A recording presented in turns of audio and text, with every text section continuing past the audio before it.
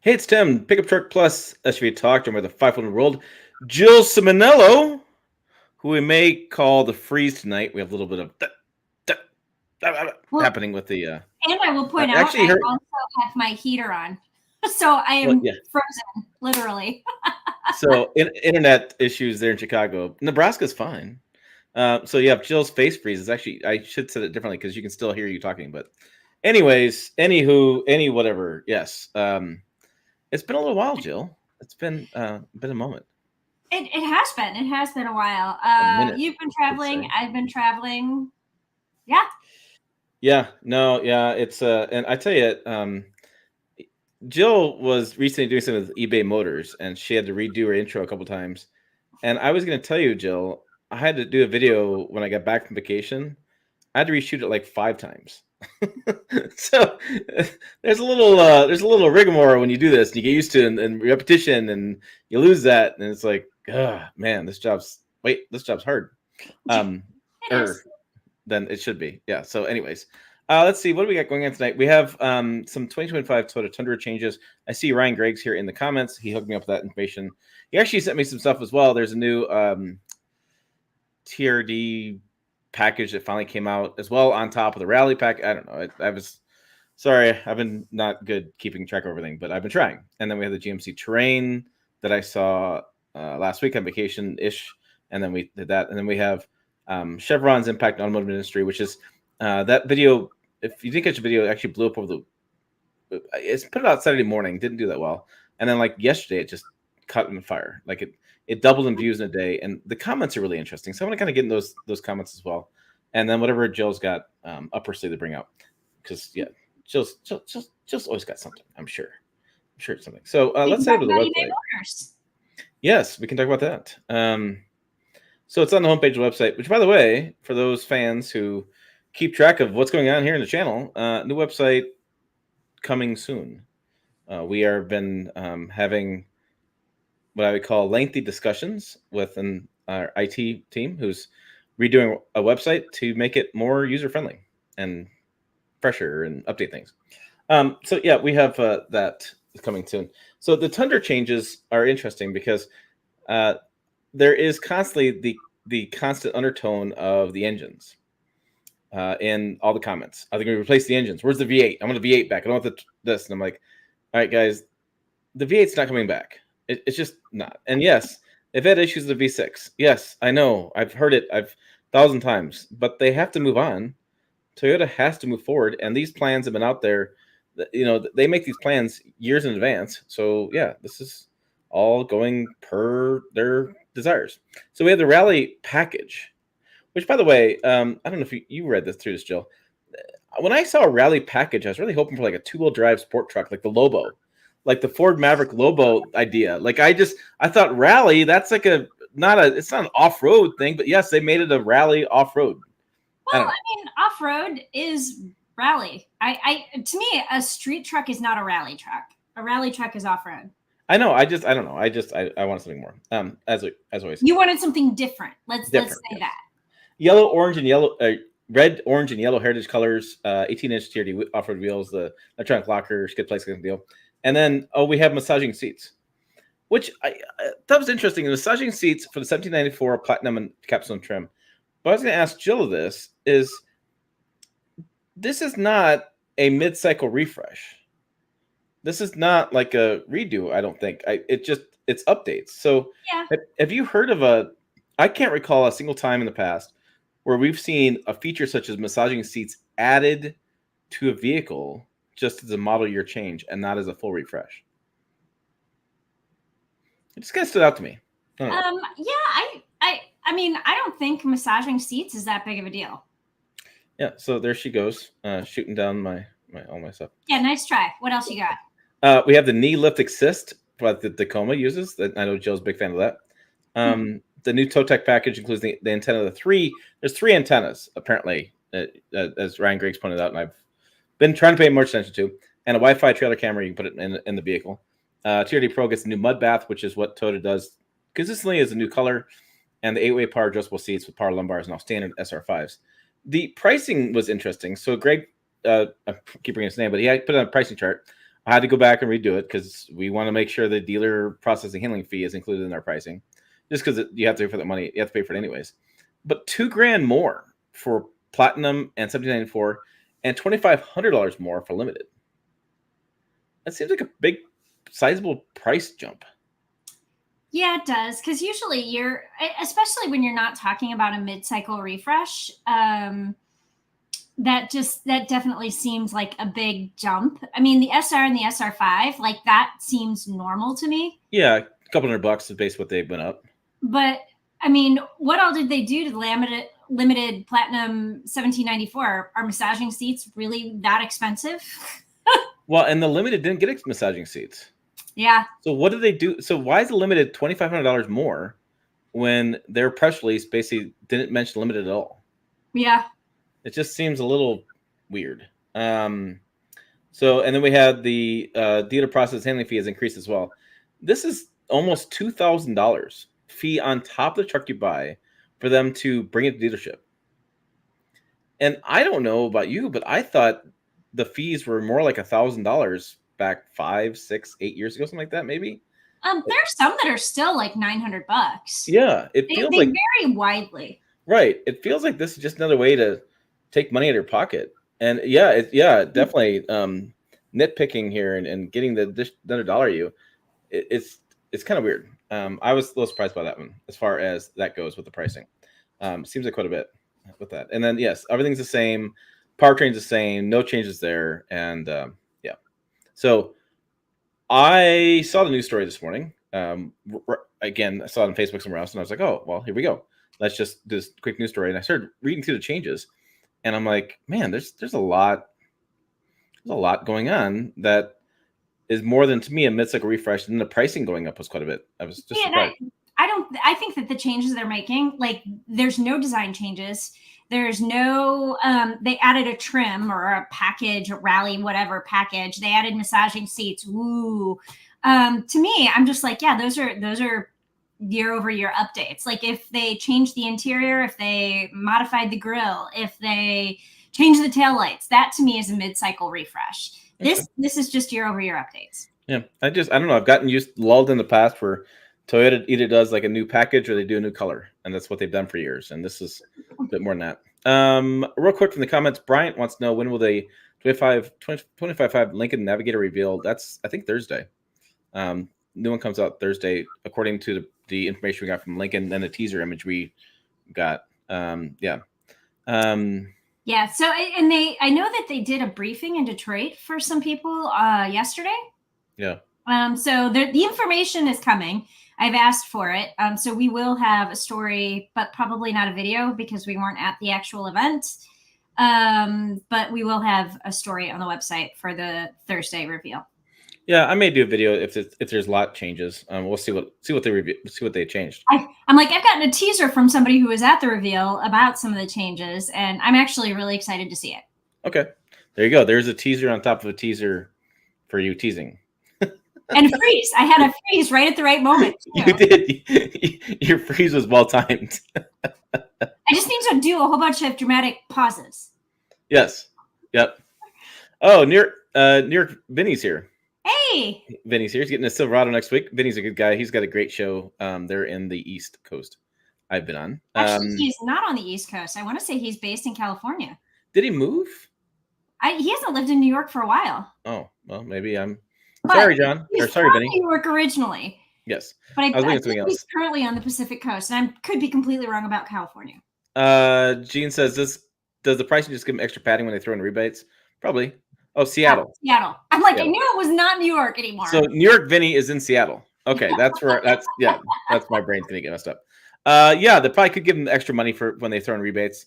Toyota's actually has, as we did, might do that video on resale value.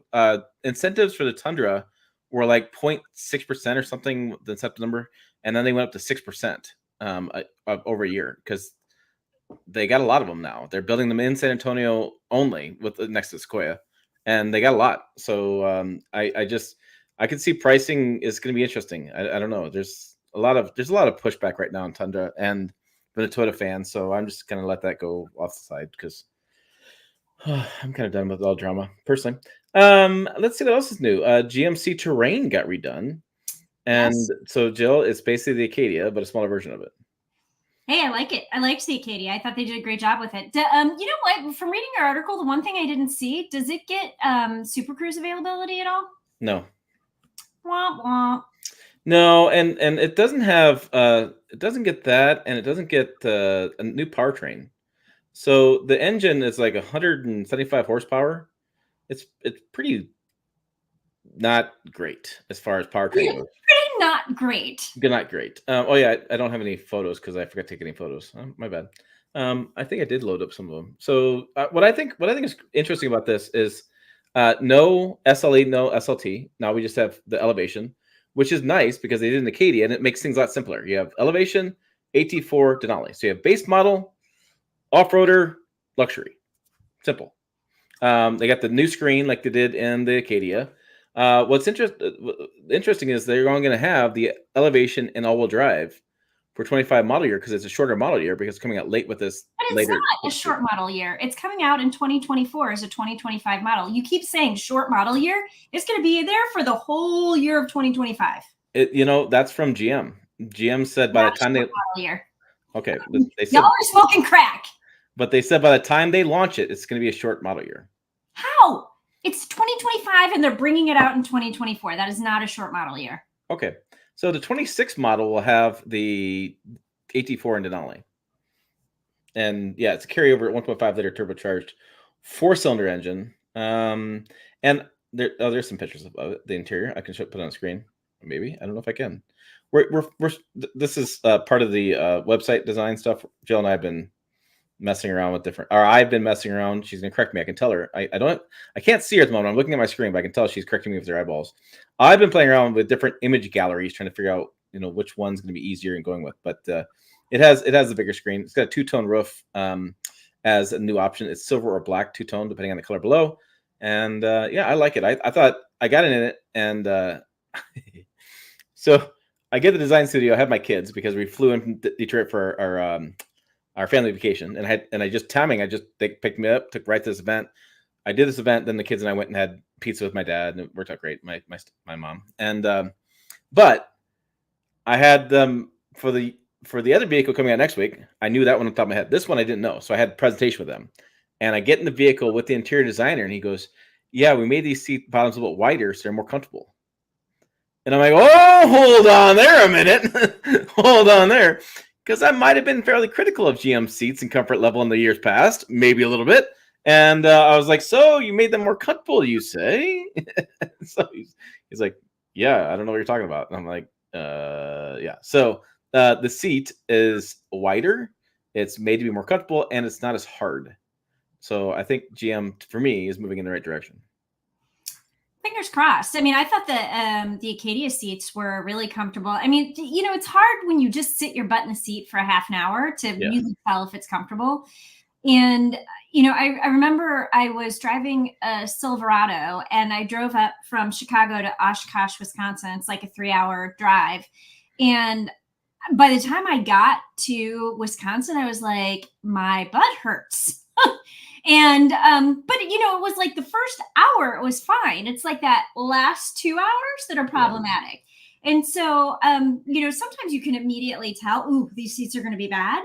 But sometimes it takes you a while. And so I'll be very curious once we get behind the wheel of the train for a longer period of time if that comfort maintains. Because to me, obviously, it's not about how wide the seat is. I don't need a wider seat. Right, because you don't have a wider seat. I need cushy. Right, so that'd be interesting because when you do your Indianapolis to Chicago trip, if you can get an Acadia or train, that'd be really interesting. I had a Chevy Suburban while I was there in Michigan, and my dad literally worked at GM for years. But he walks over, and before he gets in, he tosses in a seat cushion. And he owns a Cadillac, and he's like, "These seats terrible." He owns this; these seats terrible. He owned Denali. He had a Buick for a little while, and he literally had to trade Buick in because he could not sit in it. It hurt too bad. And so I'm like. But yes, we go talk to engineering. And they're like, "What are you guys talking about? Our seats are fine." I'm like, I don't understand it. Yeah, I'm still mystified by that. So I thought they did a really good job of the train. I think big changes added up in key ways. Could the powertrain be better? Yeah, I mean it really could be. I have a Toyota RAV4 outside with a 4-liter turbo 4. It's slow. I put it in sport mode with the boys, and I was trying to get home because we flew in the storms. And man, I'm like, come on. And I hate that the sound of the revving of the turbos. And you're like, okay, here we go. And I know I'm going, but it's just the way it sounds. And I had a friend of mine hop in. He wanted to test it out a little bit with me.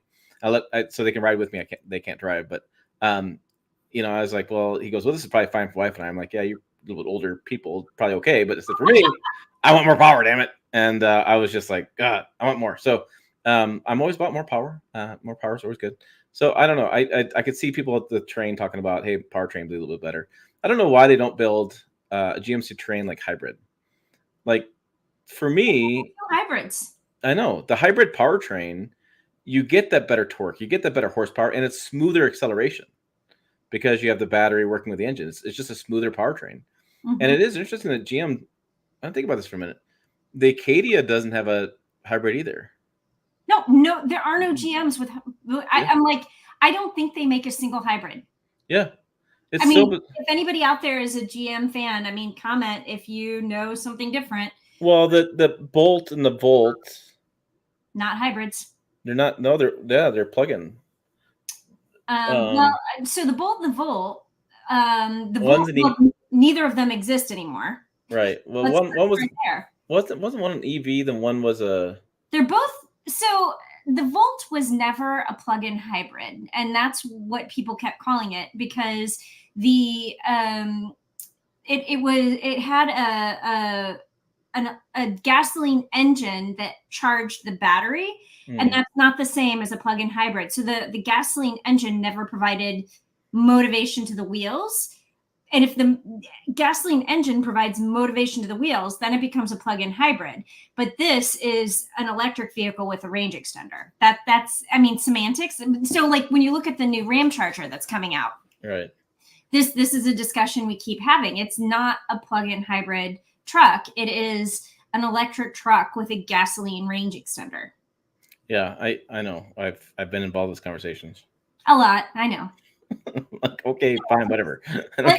Let's not get started on the Oxford comma because we've been having a lot of discussions about that too. Yes, please. No. All right. Is evil. Do not use it because they make your stuff incorrect. Well, I'm wondering if there's a setting for that I need to check. Anyways, we're getting off topic here. So yes. Anyways, I think the Terrain and the Acadia are both much better. I think I thought the refresh were a lot better. The update's really good. I just like you, I completely agree. I don't know if GM went full EV and then they kind of forgot about the hybrid stuff at all. And it's like, well, come on, let's get back to that. So I'm really kind of mystified. I've been mystified by some of the decisions GM made the last couple of years, and this is another one. Should be going forward. All right, let's get to the other topic tonight. And I don't know if you've been in the comments as much as I have, but so Chevron deference was this legal precedent that was set by the Supreme Court back in 1960s. And what it said was basically, hey, if the lawmakers write a law that's pretty ambiguous and the agency gets this law and they have to figure out what the law actually means, that instead of the judges deciding what the law means, which is what the way the Constitution is written, is that the experts who are at the agencies should define what the law means.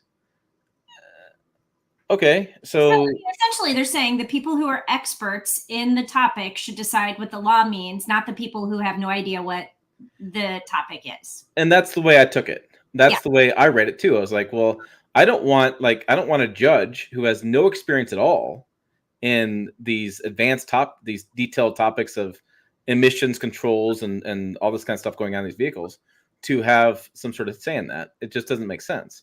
Judges are great for murder trials, for especially cases where they work on, say they're a bankruptcy judge or something like that. They're good at that stuff.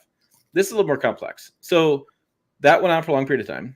But the problem with that is that some of these agencies went too far.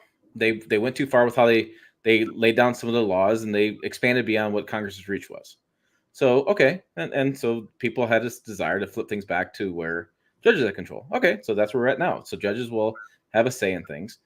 What's been interesting to see in the comments is how many people are are pointing out that emissions rules and regulations are not laws. Like, I'm talking full caps on this kind of stuff. And I'm like, okay, I don't know if you're in this live stream and you understand the difference there and why it's a big deal. Let me know, because I'm still confused by this. Because it doesn't matter if, to me, it doesn't matter if the EPA's emissions regulations are laws or regulations. Automakers still have to abide by them. Now, to me, a law would mean if they broke the law, they go to court and you could do financial stuff. But you can still, automakers still pay fines for not meeting emissions. Yeah, so I think maybe that's the difference. Is if it's a law and they're breaking the law, somebody goes to jail. If it's a regulation and they're breaking the regulation, they pay money for it. So there's less incentive maybe for people to follow the regulations. Because, okay, we got $1 billion. We'll just send you $300,000. Cool. So that we don't have to follow your rule. Yeah, I mean, I could see that, I guess. It's a tough way to do business. I don't know, but I mean, at least you don't have to go to jail. I mean, there's people from Volkswagen probably sitting behind bars right now who I know. So I'm a little bit, but I've heard that pushback. I've heard the pushback that all of the laws, or all the prior court cases that were decided by Chevron have now got to be all relitigated. Yep. They potentially. And I feel like, I'll be honest with you, I'm very confused by this whole Chevron thing, and I haven't dug into it nearly as much as you have. But from what I was understanding, it seemed like there was one of the things that Chevron did was kind of institute a time limit. And so it was like, if you did not appeal this regulation within 10 years, then you couldn't appeal this regulation. And therefore, after 10 years, this rule stands. But now that they've thrown out Chevron, like, you could go back 30 years and say, because I think it kind of abolished the time limits is kind of what I'm understanding. And so, like, if there was something that was passed 20 years ago and you've been abiding by this for 20 years, but you never liked it and you never thought it was a good idea, you can now go back and challenge it in court. Yeah, it's not so much time limits, but it's more of like, since Chevron's been overturned, it opens up Pandora's box to revisit all these past rules and lawsuits and things that went on. And it's interesting, though. The one guy interviewed was Chris Harto from Consumer Reports, and he pointed out the fact. He says, a lot of people look at this and they say, okay, less regulation is good. We don't want these agencies to have more regulation. We want to have less regulation. But he said they actually could bite people in the butt, in that the EPA right now doesn't enforce its rules or law, whatever we want to say. The EPA does not enforce emissions right now as across the board as they should. For example, racing cars and off-road only trucks, they have this thing called red diesel. It's a different type of diesel fuel put in trucks. They do not enforce the emissions rules in those. They actually give those guys a pass for emissions. And that's something that they could go, a nonprofit government organization, go back and they could sue the EPA and say, you are not following with these rules, so you need to enforce these. So it's interesting. So Doug's been part of it. Doug and I have been talking quite a bit in the forum stuff. Chevron tipped the scales to defer to agencies. It's very difficult to win a suit when the entity you are suing is also the expert in courts, have to defer to for an expert opinion. I understand that. I just don't know what that's going to mean in the future, because let's say you go to court again and the EPA has their, or NHTSA, or whoever's you're suing, they have their expert, because that person is probably the most knowledgeable person in the world on that topic. So I don't know how that changes things. I don't know. It's just a very interesting thing. There's been a lot of people watching the videos, and a lot of people, people are really mad at the EPA right now. They want to change things and get rid of stuff. And I find it, from my standpoint, for where I sit, the EPA, from my viewpoint, is slow. I've said this in many different videos. They're slow. Somebody the other day said that there's no DEF or diesel issues in Europe. They don't use it at all. And actually, DEF came out in 2005 in Europe and 2010 in the United States. Who knew you need a law degree to be an automotive journalist? Yeah. It's funny that it's kind of a Gene. You may not. Most people don't know this, but a lot of journalists and lawyers have similar classes in college when you go through, and a lot of journalists either turn into lawyers or lawyers turn into journalists. Yeah. Yep. When I was getting my master's in journalism, a couple of my cohorts were like 10, 15 years older than I am, and they'd been practicing law and went into journalism. Yeah, because there's a lot of similarities between reading and interpreting and understanding and writing stories and also understanding the law. So there's a lot of interesting back and forth. I had a quick sidebar. Law. I had a lawyer try to tell me that it's not illegal to delete your diesel in states that don't have emissions checks. And I'm like, when did state law override federal law? And he never did answer that question. So I just kind of I turned notifications. So I'm like, because federal law always trumps state law. It's a hierarchy of laws. Yeah. I was just like, yeah, interesting. So, so this is Tyler points out, EPA has made it really difficult to manufacturers why we have all these tiny turbo engines, really. Well, here's the thing. The EPA has the power to set emissions rules. It was in the Clean Air Act of 1970, whatever it was. The Inflation Reduction Act added the greenhouse gas emissions as part of the EPA's job to set standards. The EPA also invites manufacturers in to discuss standards, and they have public hearing days. They bring in all different groups, and it's interesting though because whatever the EPA decides, as soon as it gets passed, they go to court. Chris Herto was telling me, he goes, yeah, no matter what the EPA says, EPA could say, hey, we're going to give you, we want to make sure emissions are going to, let's say we go back when, like Trump tried to do with the SAFER Act back in 2021, he tried to reverse things back to V8 engines. That got sued because non-profit government organizations like the Sierra Club and the environmental groups sued the EPA for not making emissions stronger. So it's like, whatever the EPA does, they're damned if they do, damned if they don't. Whatever they decide to change. And the thing is, it's funny because the EPA even says in their documents, are like, they have to look at cost to the consumer. They have to look at what the consumers are saying. They have to look at what manufacturers can do. There's a whole thing that they have to go through. And before they can pass a new rule, they have to go in and actually show the financial impact of that rule and whether it makes the rule or whether we spend less money or add more money. It's interesting. Yeah. So Doug points out it's not just EPA this will affect probably one of the top three agencies. For overstepping. A lot of people are talking about the ATF and some of the gun rules and things with the ATF. So there's, I think overall Chevron's biggest impact is going to be on lawmakers. So lawmakers don't like to write laws that are very explicit. They like to be very ambiguous. That way they can get things through and not argue about little pieces of the legislation. They can pass stuff and they don't have to be held so accountable. Well, Chevron says you have to be very specific with overturning Chevron. So I think we're going to see a lot of lawmakers in Congress really having to step up and actually write laws that are very explicit. Say something? Yeah, in the future. Yeah, I think that's going to be the biggest change. But I don't think you'll see small displacement engines going away because that's what they spent billions of money on. I mean, it's going to be, you're talking globally. Like these engines are built globally. So nothing's going to change right away, but things are going to change going on.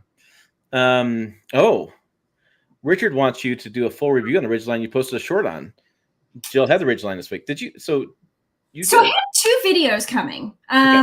One I'm going to be posting on my YouTube channel, Jill Simonello, and it's a tech check, like just looking at like the cameras and the icons and the digital display, that kind of stuff.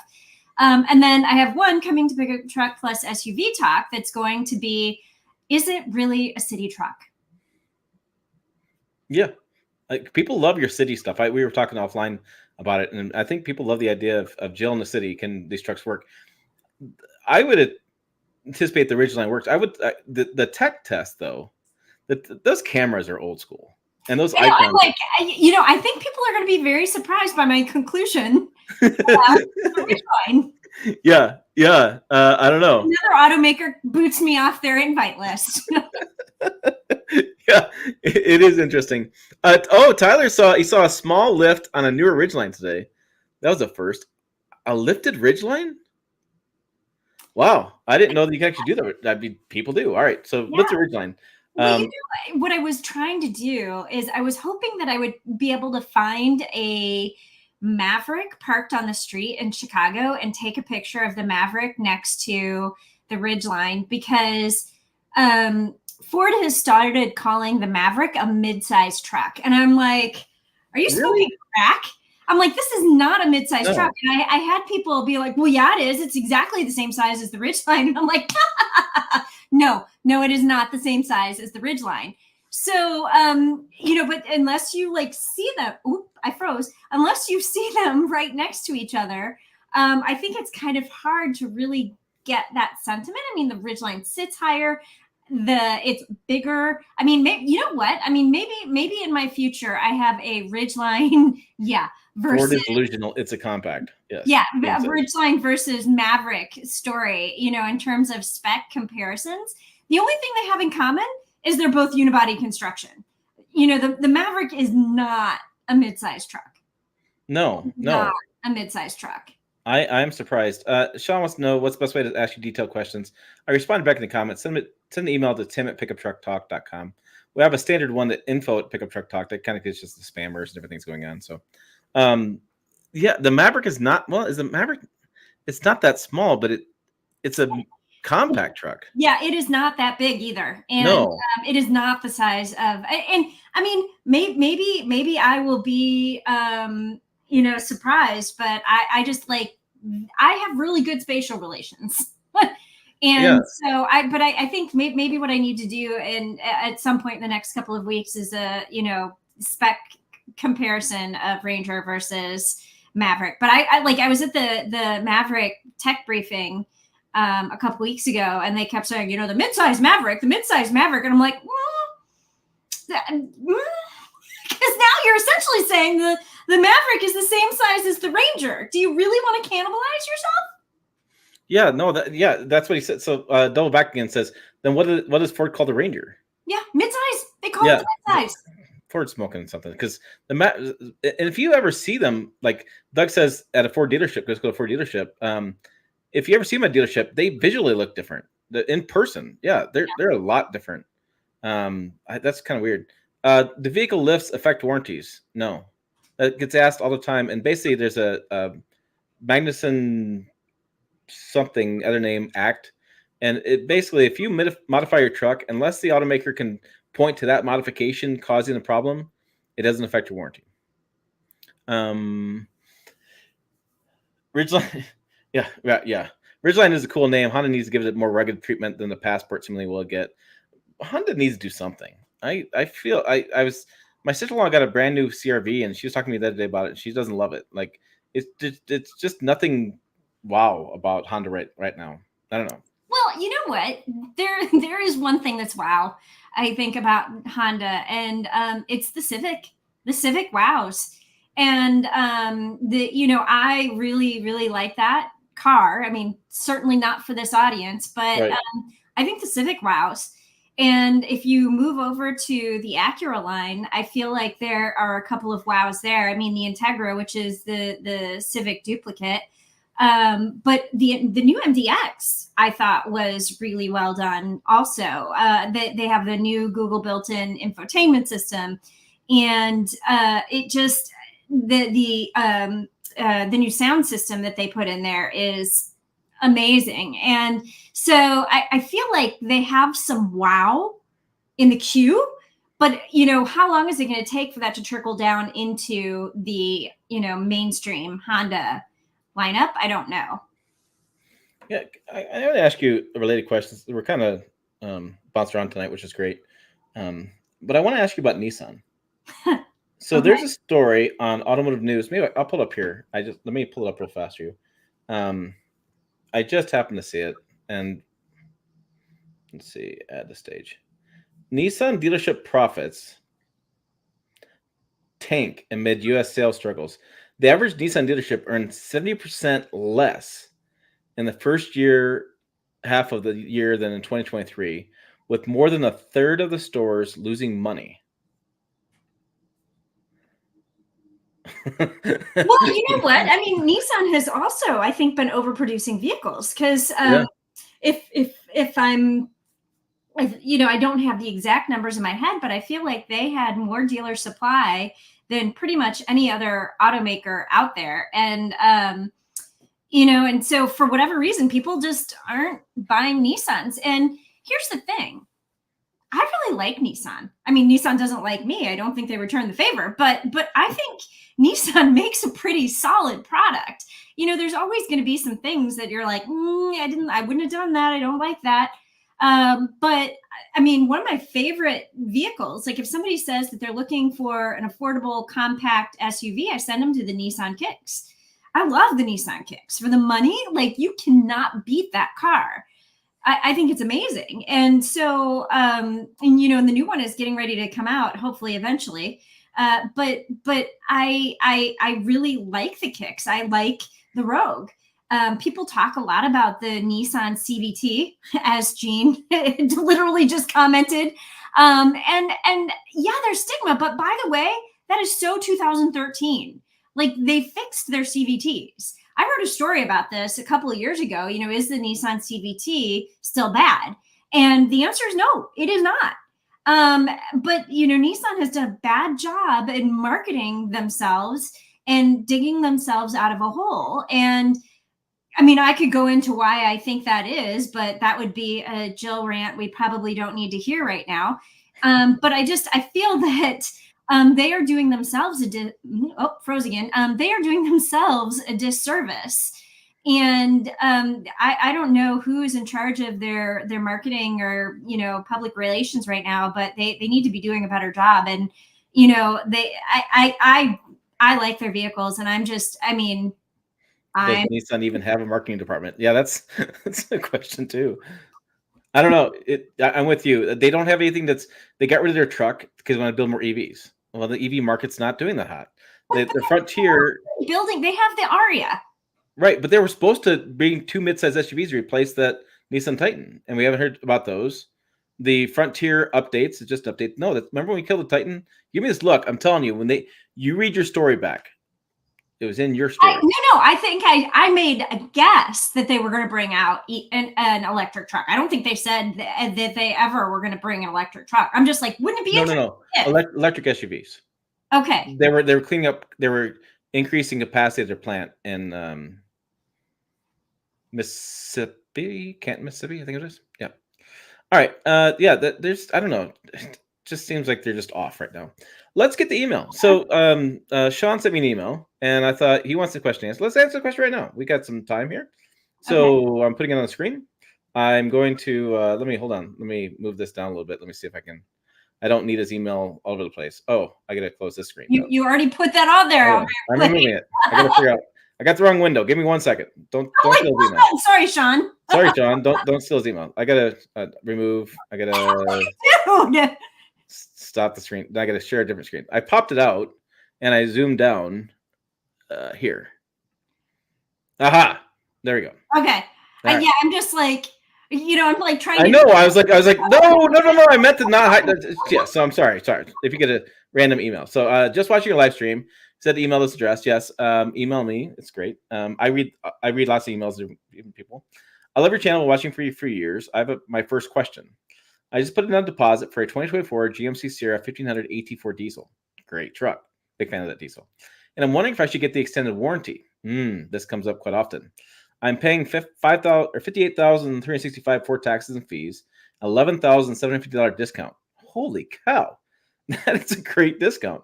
The warranty is $4,000 and it's an unlimited time, 150,000 miles. So the extended warranty is $4,000. You get 150,000 miles, unlimited time. Okay.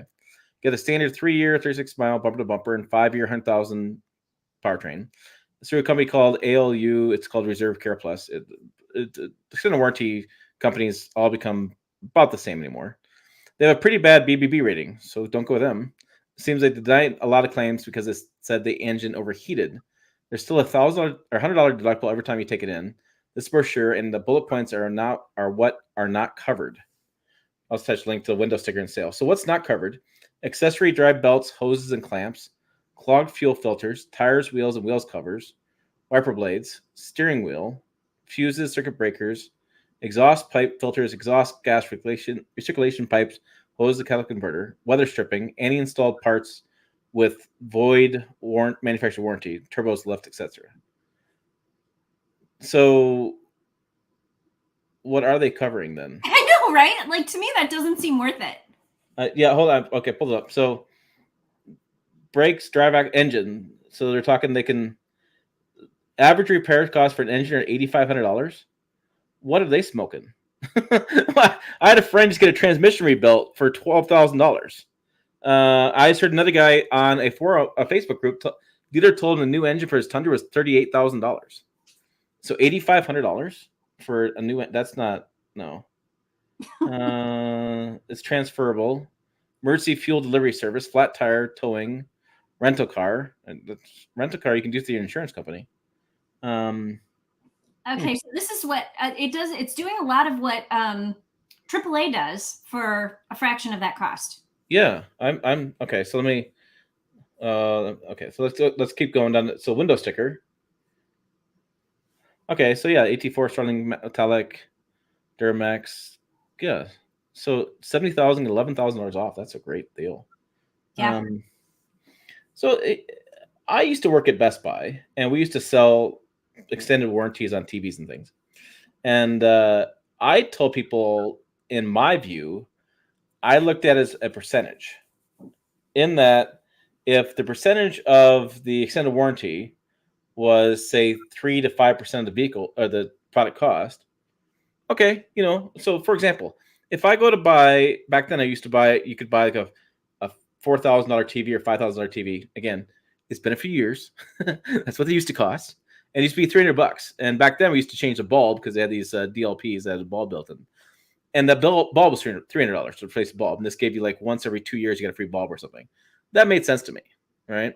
But if I go to Walmart and they want to buy a space heater that is $30 and they want a $10 protection plan on the space heater, no, the money doesn't make sense there at all. In this case, with an extended warranty on this at $4,000, yes, you're getting a big discount. But if they're thinking the engine's $8,000, they have a bad BBB rating, I don't feel good about that one. I know my percentage numbers are fine, right? So I would shop around for that if that's concerned. I think the question it needs to come out is, what is the concern you have with the engine? Like for me, I don't have concerns about engines so much anymore. Overall, in a grandiose scheme, yes, asterisk 2022, 2023 Tundras. I get it. Yes, I get it. But even then, those are being replaced by warranty from the manufacturer. So I feel like with the newer trucks and things, the engines I'm not so concerned about. I'm concerned about they're bolting onto the engines. I'm concerned about things that parts they bolt onto them. I'm concerned about electronics in the cabin. I'm concerned about the screens inside the cabins. I'm concerned about the copper wiring. I'm concerned about those things. I'm not so concerned about the engine. But I don't always. I never buy extended warranties for myself, but I'm such a weird example because I buy trucks for a year. Like the extended warranties make no sense to me because the way I buy trucks. It is an investment. $60,000 is an investment. I guess if I were to buy an extended warranty, I'd probably shop around a little bit more, especially because if they're thinking the engine's only $8,500, which that doesn't make sense.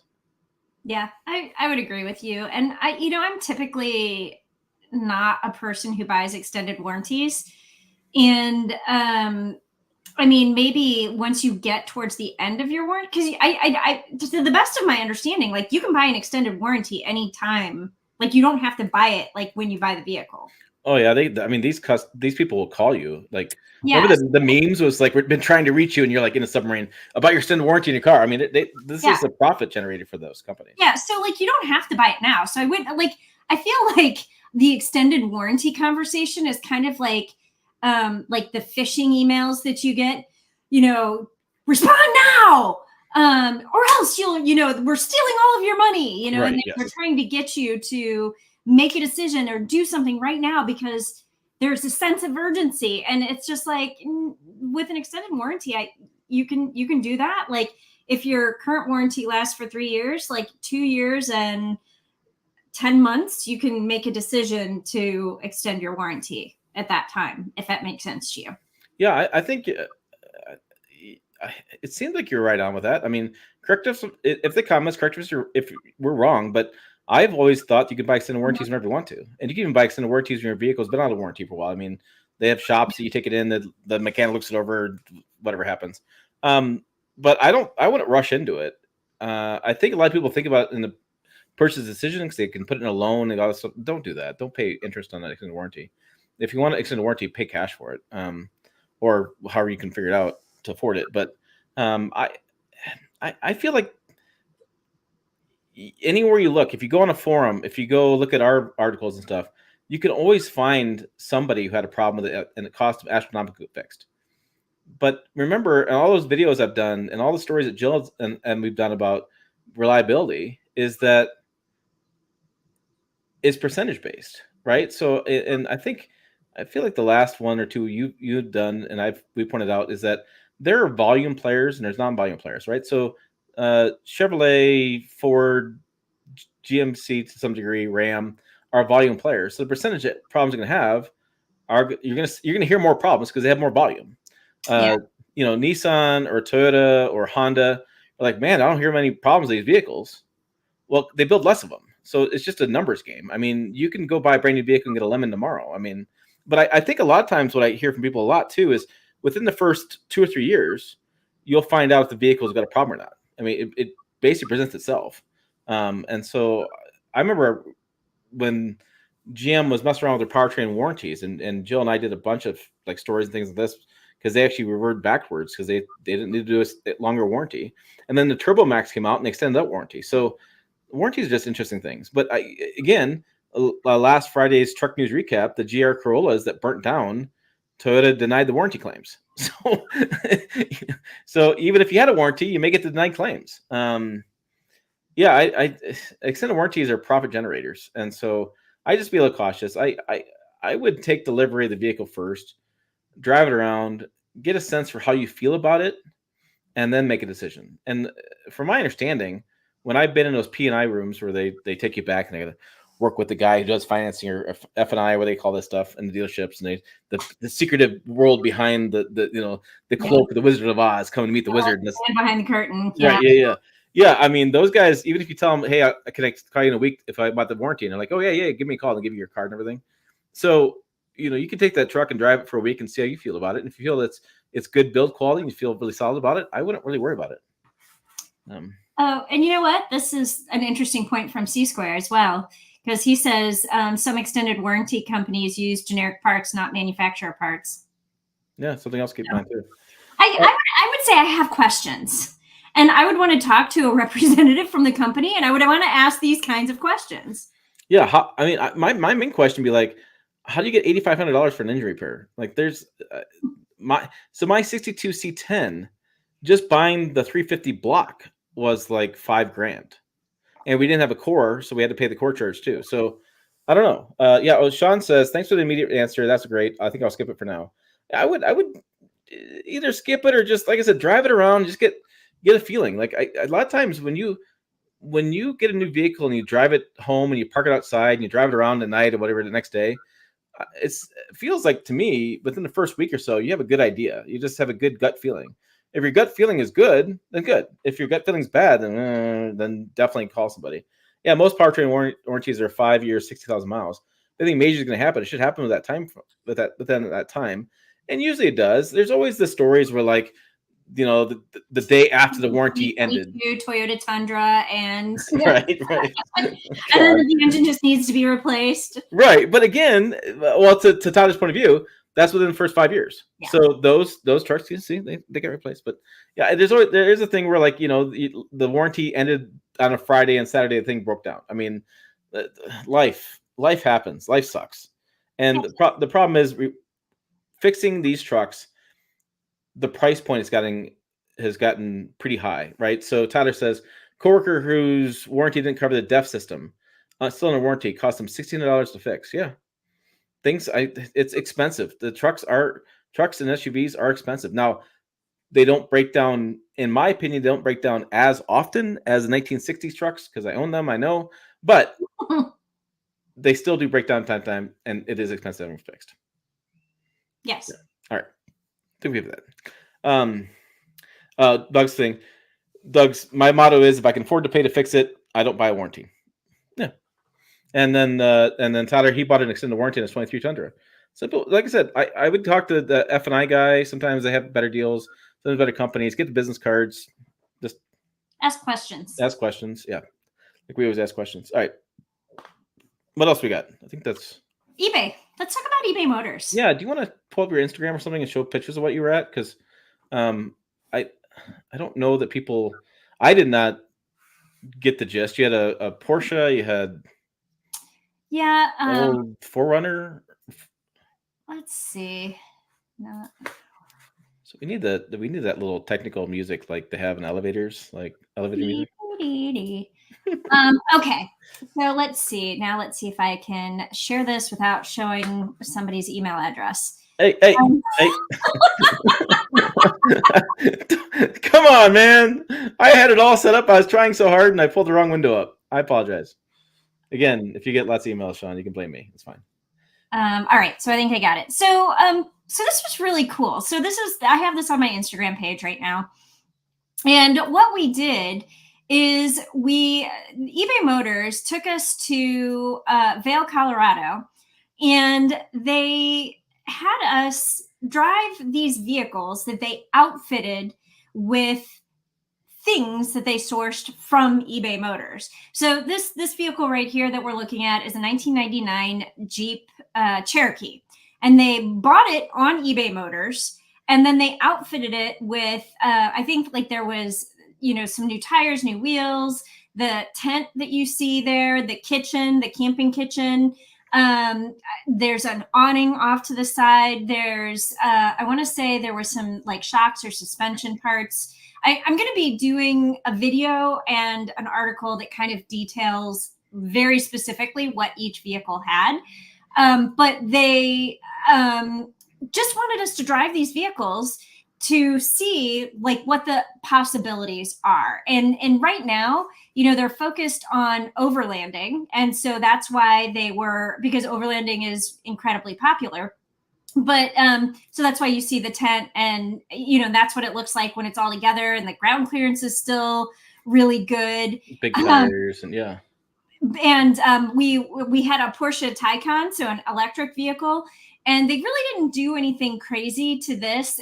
This was a 2022 Porsche. We did not see any moose. We were very upset and sad about it, so therefore we had to pose in front of a sign saying there are no moose here. And so in this Taycan, they put a roof tent on, and they changed the wheels and they changed the tires. And so it was really kind of cool because the tent, the tires, the wheels, and I think they added some like WeatherTech mats. Liners and things. Yeah. Okay. But so the vehicle was not bought. So unlike the Cherokee that we had, this vehicle was not bought on eBay, but the accessories were purchased on eBay. And so it was just kind of a cool little thing. Yes. And I even fit in the tent. Me and my partner fit in the tent. So, I mean, it was a decent sized tent for the size of the vehicle that it was. And I mean, it was just kind of cool. So that was like day one where we drove those two vehicles. And then day two, we had a Lexus GX. The GX was bought on eBay Motors as well. And then, they added the snorkel, they added wheels and tires. Oh, and if you guys are racing fans at all, that's Shelby Hall. She was our instructor for the day. And they added the tent. They added this like 270 degree awning that kind of went all the way around the vehicle. I think that, again, suspension and shock and things like that. And we had a 2024 Toyota Tacoma. And so they didn't really change anything on this. This was a pretty stock vehicle, but one of the cool things they did is they added a winch that was hidden in the bumper.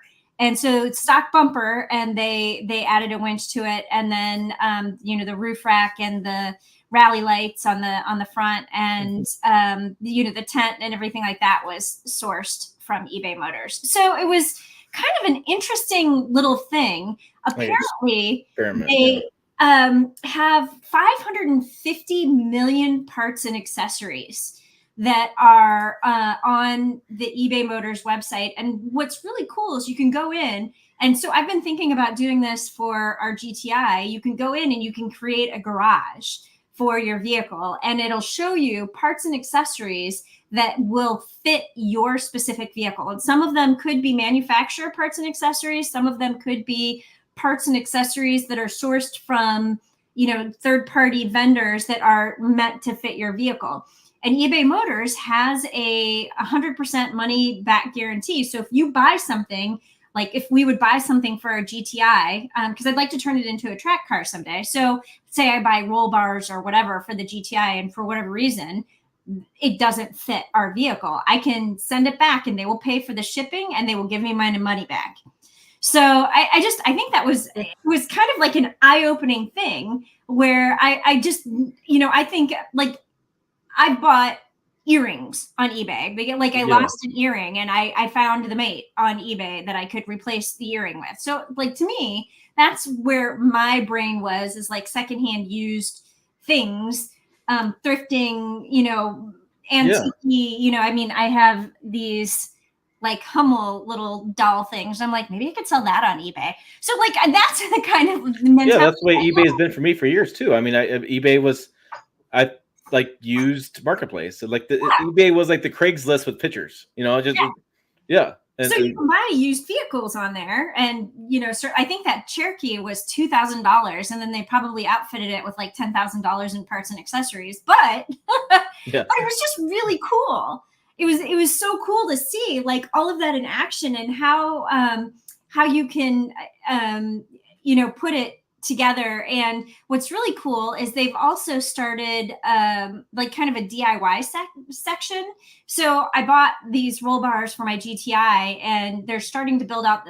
I didn't buy roll bars for my GTI yet, but say I did, then it would have like a section on how to install them yourself, so that you like wouldn't have to take it to a mechanic to do it. You could do it yourself. So they're starting to build out content like that to help people who want to do their own work on the vehicle. Yeah, I mean, it's just, I don't know, it's just really, really cool.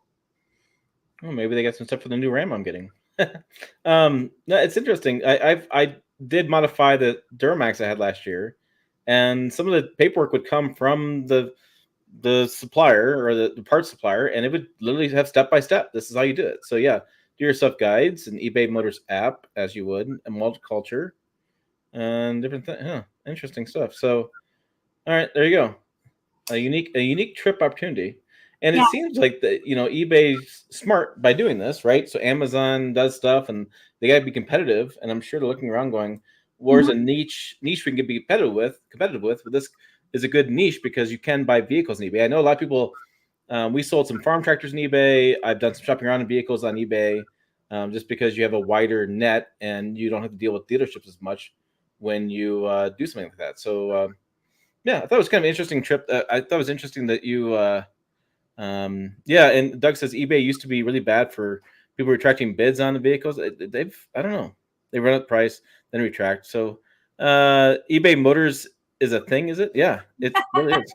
Had no idea you could buy vehicles on eBay. I know they can buy vehicles. I know it's good for OEM parts and accessories. Vehicles. I've done some video. I've done some shopping on eBay as far as vehicles and things, especially classic vehicles, like classic trucks. I'm on there looking around at different times. I do that kind of stuff. So. No, there you go. Interesting stuff. Well, so Gene asks which vehicle I would have bought. Like if I really liked the Lexus GX. It was modern enough that it, because I think it was a 2009. So it was modern enough that like opening the door wasn't a problem. So the 1999 Jeep Cherokee, I literally had to use two hands to like push the button to open the door. And that would I loved how that vehicle drove, and it was super fun. But that would just annoy the shit out of me after a while. Having to use like two thumbs to push in the and maybe that's a Jill problem, but it was very those old trucks and things, you gotta really push in the I never locked the doors of my 62. If you stop by, don't steal it, but because I can't literally lock the doors and push it open. It's old. It's too old. Yeah. So I would probably opt for the GX because it was still really off-road capable, and we took a really gnarly trail and it was kind of fun. But and I liked how they outfitted it with the roof tent, which was really spacious, and that awning that went around. And I really, really thought that kitchen was cool that they had on the Cherokee. So I would probably also want one of those because and I did video and I did like B-roll for you, like while I'm talking about things, if you wanted to like roll it in the background and of how quickly they did setting up these camps. Like literally it was 3 minutes and poof, your camp is completely set up. And I'm just like, how is that possible? So it was just really, really cool. I mean, coming from the Rebel, where it takes you a half an hour to get your camp like set up and then taken down, like I would love to have a roof tent in Rebel, and you can't, but I would love it because it's just like done. Yeah, and it's done. Yeah. My only issue with roof tents is I've gotten older over the years, and about 1 a.m., and I'm just concerned about making it out to the bathroom 1 a.m. So dude, all you have to do is pee out the tent. Come on. I know, but if you were a girl, we would be having a different conversation. Be like, look out below. Yeah, like anybody's going to be down there at 1 a.m. Just don't pee on any bears. That's just my only hiccup on that. But anyways, I thought it was kind of cool. It was a unique thing. I feel like in our world right now, we're getting unique opportunities with different manufacturers. Like Polaris did a new side-by-side electric drive in the UP of Michigan. I know Can-Am's done some drives. I have a Polaris four-wheeler. You did the off-roading thing with eBay Motors. I mean, it seems like we're getting really interesting opportunities to do some different things that I hadn't seen before, which is really cool. So, yeah, well, you know what? And so here's what's really great is there's a really interesting world out there. And I have to say that was one of the reasons why I wanted to be a journalist in the first place, is that I would learn things that I didn't know, and I would have opportunities to see things that like I wouldn't normally be able to see. And this eBay Motors thing was incredibly eye-opening because I just wouldn't have thought, oh, I'm going to build a garage. Like I'm going to put my car, because they have like, my garage, and you can like put your model year, trim, and all the stuff for your car in there. And then it just lives in the garage, and then it'll show you all the parts and accessories that are available for the vehicle in your garage or vehicles in your garage. And it's just like, that's brilliant. I love it. Yeah. Like, I think that's really super cool. So at any rate, I have more stuff coming. I've got a couple of TikToks available on my channel that just kind of do walkarounds of the vehicles. And then, you saw the stuff on my Instagram channel, but I've got a story and a video coming to Pickup Truck plus SUV Talks. Yeah, she's got a couple things saved. I have XPEL. I went down there and put the PP paint protection film, PPF wrap. Sorry. Paint protection film. So I put that on. So we may have an interesting weekend if I get around to getting stuff done. We may have the eBay things, may have XPEL if I can get some stuff done. I don't know. We'll see how the week goes. But I just think it's interesting content for the channel. It's something different you guys to watch, and something unique. And what the heck? Try it. That's always my viewpoint. Hey, speaking of trying it, you should try more videos on this channel. Oh, segue. More stuff going on there. Check out the website too, pickuptrucktalk.com. There's also a forum that's been growing. It's exciting to see what's going on over there. Exciting to see getting more comments these days, more interactions, and a lot of people are really interesting questions over there. The extended warranty question probably is a good one for over there in the forum as well, because there's a lot of opinions, because it really is an opinion-based thing in extended warranties. There's no expert answer, just how do you feel about it? That's what it comes down to. All right, that's it. I think that's it for this week. As always, thanks for watching. We will see you down the road.